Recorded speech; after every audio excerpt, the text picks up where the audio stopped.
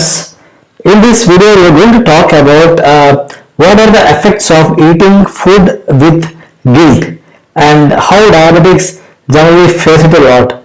So generally diabetics are told that you should not eat more rice, you should not eat more carbohydrates, you should not eat more sweets, you should not eat more refined carbohydrates or sugars. So the list of things which diabetics are said not to eat is very long. But in reality, it's not as such, but many diabetics are having this confusion about eating foods. What are the foods which are right, or what are the foods which need to be avoided totally.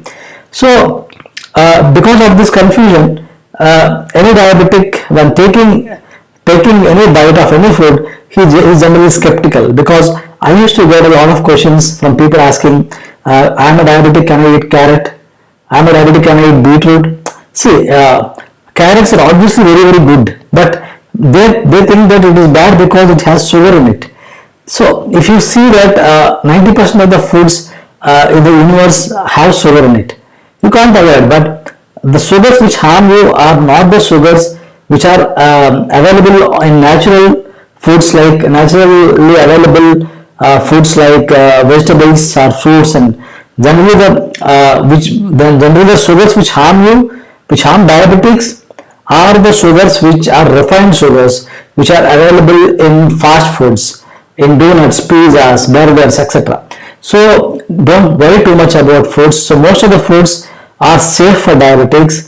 So you should not be eating food with guilt. So if you are eating food with guilt, I'll tell you, if you eat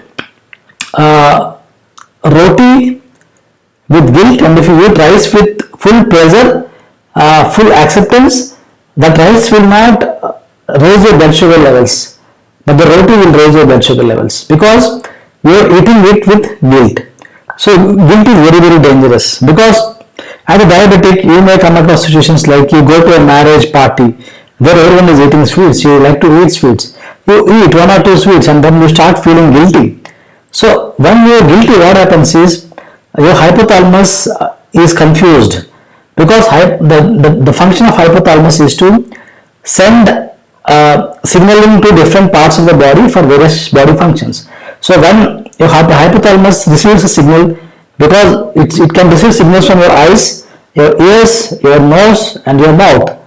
When you see good food, you processing the information, your hypothalamus, your eyes are sending it to hypothalamus.